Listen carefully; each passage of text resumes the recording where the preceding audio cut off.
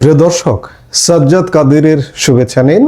এই মুহূর্তে আপনাদের সামনে কথা বলতে এসেছি, সেনাবাহিনী কি পারবে আওয়ামী লীগবিহীন নির্বাচনকে বৈধতা দিতে?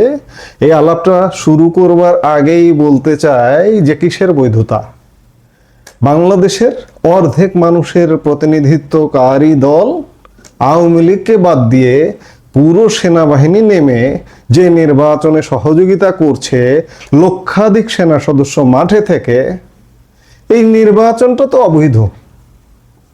আজকে যে বড় বড় জেনারেলরা, আওয়ামী লীগ যখন 2009 সালে ক্ষমতায় আসেন, তখন এই জেনারেলরা ম্যাক্সিমাম মেজর ছিলেন, ক্যাপ্টেন মেজর, লেফটেন্যান্ট কর্নেলও মনে হয় 2009 সালে তারা ছিলেন না। এই যে 16 বছরে মেজর থেকে লেফটেন্যান্ট জেনারেল, জেনারেল পর্যন্ত হলেন, মেজর জেনারেল হলেন, মুখে জয় বাংলা, আওয়ামী বন্দনা করে কিন্তু হয়েছেন। আজকে সেই জেনারেলদের নেতৃত্বের বাংলাদেশ, এই যে সরকারটা, এই সরকারটা হচ্ছে সেনা সমর্থিত সরকার। আমি বারবার বলি যে সেনাবাহিনী যদি বলে আজকে রাস্তা মাপো, ইউনূস রাস্তা মাপতে 5 মিনিট সময় লাগবে না। সেই সেনাবাহিনী সহযোগিতা করে অর্ধেক বাংলাদেশকে বঞ্চিত রেখে একটা নির্বাচন করছে। কিন্তু এই নির্বাচন বৈধতা কি দিতে পারবে? দেশে কি শান্তি আনলো না, অশান্তির আগুনে দাউ দাউ করে জ্বলিয়ে দিল। ইউনূস চলে যাবে বা চলে যাওয়ার একটা ভিন্ন রূপ হবে, কিন্তু যেটি আসবে সেটিও বাংলাদেশকে শান্ত করতে পারবে না এবং এই নির্বাচনকে বৈধতা দিতে পারবে না। 12 ফেব্রুয়ারি বাংলাদেশের ইতিহাসে আরেকটি গুরুত্বপূর্ণ দিন। সামনে ত্রয়োদশ জাতীয় সংসদ নির্বাচন, কিন্তু এই নির্বাচন নিয়ে জনমনে প্রশ্নের পাহাড়। দেশের অন্যতম প্রধান রাজনৈতিক দল আওয়ামী লীগকে ছাড়ায় আয়োজিত হতে যাচ্ছে এই ভোট। ঠিক এই পরিস্থিতিতেই দৈনিক বণিক বার্তা একটি অত্যন্ত গুরুত্বপূর্ণ প্রতিবেদন প্রকাশ করেছে আজকে, যার শিরোনাম সেনাবাহিনীর পেশাদারত্বের উপরেই গণতন্ত্রের উত্তরণ। শিরোনামটাও নিঃসন্দেহে হাস্যকর। সেনাবাহিনীর পেশাদারত্বে একতরফা নির্বাচন করে গণতন্ত্রের উত্তরণ কিভাবে হয়? আমি অন্ততপক্ষে বুঝি না বাংলাদেশের একজন নাগরিক হিসেবে। প্রশ্ন হলো, অর্ধেক মানুষের প্রতিনিধিত্ব করা একটি দলকে বাইরে রেখে কি আদৌ গণতন্ত্র উত্তরণ সম্ভব? নাকি সেনাবাহিনীর পেশাদারত্ব এখানে কেবল একটি সুষ্ঠু পরিবেশের গ্যারান্টি, নির্বাচন পরিবেশের গ্যারান্টি? এখানে এই জায়গাটাতে ফুল স্টপ দিলে চলবে না। শুধু নির্বাচন পরিবেশ নয়, আজকে 2024-এর অগাস্ট থেকে আজকে 1.5 বছর পর্যন্ত বাংলাদেশের যে দায়, এই দায় সেনাবাহিনীকে নিতে হবে। কারণ এটা আমি বারবার বলছি, যে শুরুতেই বলেছি যে এটি সেনাবাহিনী সমর্থিত সরকার। এই ভিডিওতে আমরা বণিক বার্তার যে আর্টিকেলটি, সেই আর্টিকেলটির প্রতিটি লাইন ব্যবচ্ছেদ করবার চেষ্টা করব এবং বোঝার চেষ্টা করব কেন এবার সেনাবাহিনী এত বেশি সক্রিয় এবং কেন এই নির্বাচন তাদের জন্য এক ইমেজ রিবিল্ডিং বা ভাবমূর্তি উদ্ধারের লড়াই। বিভিন্ন গণমাধ্যম সহ আজকের বণিক বার্তার প্রতিবেদনও বলছে যে এবার 9,70,000-এর বেশি আইন শৃঙ্খলা রক্ষাকারী বাহিনী মাঠে থাকছে। এর মধ্যে সেনাবাহিনী একাই থাকছে 1,03,000। কেন এই বিশাল মোতায়েন? এবং আজকে থেকে, আজ 8 ফেব্রুয়ারি থেকে 7 দিন, নির্বাচনের পরেও 3 দিন মাঠে থাকবে সেনাবাহিনী, মানে নির্বাচনী দায়িত্বে মাঠে থাকছে 28 ফেব্রুয়ারি পর্যন্ত, ম্যাজিস্ট্রেসি পাওয়ার সহ।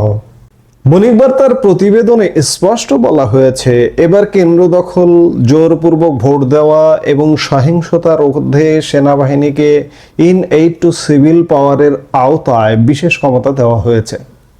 সবচেয়ে বড় পরিবর্তনটা কোথায় জানেন? 2008 সালে আওয়ামী লীগ ক্ষমতায় আসার পর আরপিও সংশোধন করে সশস্ত্র বাহিনীকে আইন প্রয়োগকারী সংস্থার সংজ্ঞা থেকে বাদ দেওয়া হয়েছিল।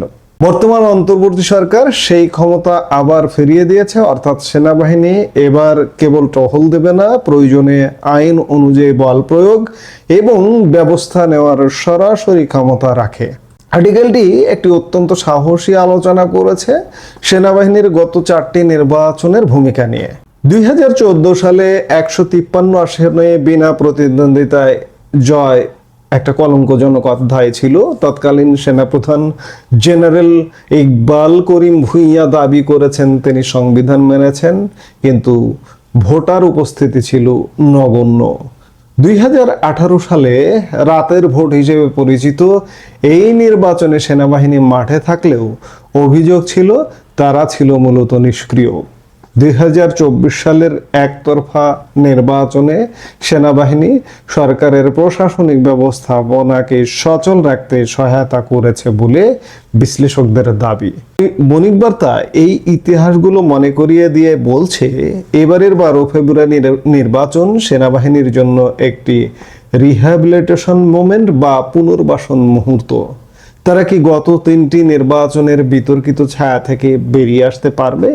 সেনাপ্রধান জেনারেল ওয়াকারুজ্জামান বারবার বলছেন তারা সম্পূর্ণ নিরপেক্ষ থাকবেন।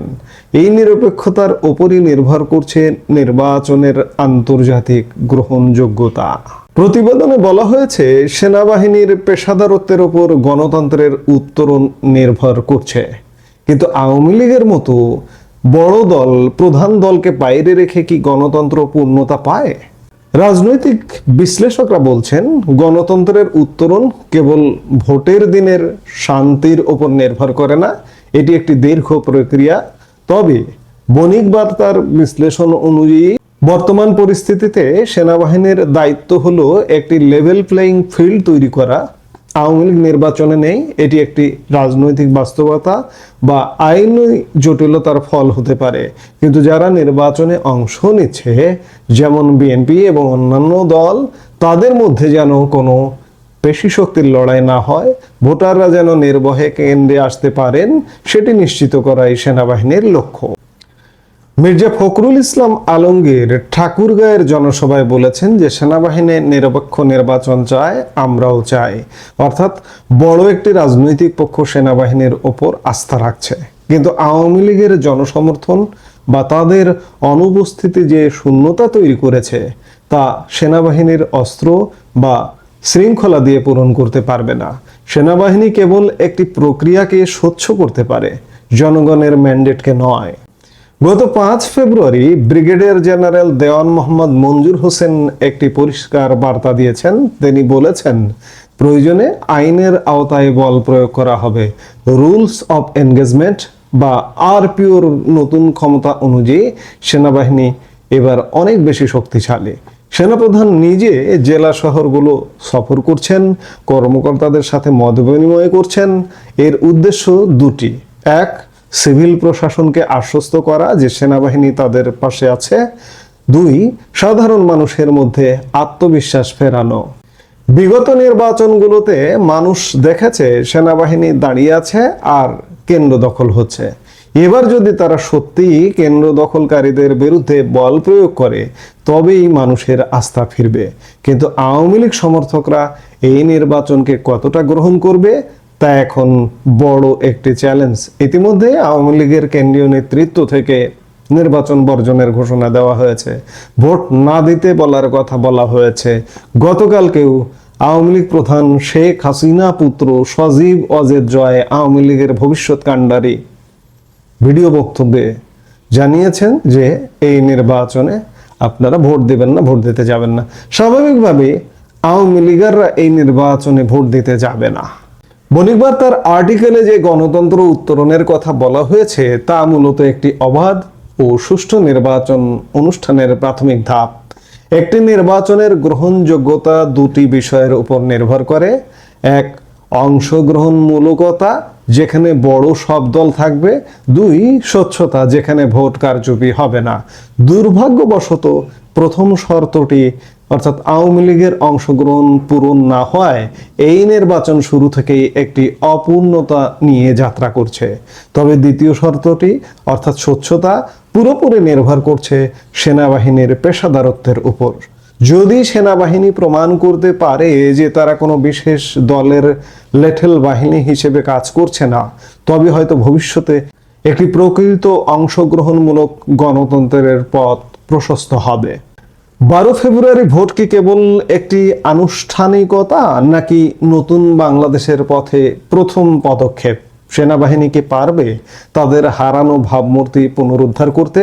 উত্তর পাওয়া যাবে মাত্র কয়েকদিন পরে। আপনার কি মনে হয়, আওয়ামী লীগ ছাড়া এই নির্বাচন কি দীর্ঘমেয়াদে বাংলাদেশের রাজনৈতিক স্থিতিশীলতা আনতে পারবে? সেনাবাহিনীর এই সক্রিয় ভূমিকা কি নির্বাচনের গ্রহণযোগ্যতা বাড়াবে? কমেন্ট সেকশনে আপনার মতামত জানাতে পারেন। এই মুহূর্তে এ পর্যন্তই। সবাই ভালো থাকুন, সুস্থ থাকুন। আমাদের ভিডিওগুলো নিয়মিত পেতে সাবস্ক্রাইব করুন Sajjad Kadir and the legends YouTube channel এবং লাইক, কমেন্ট, শেয়ার করে সাথে থাকুন।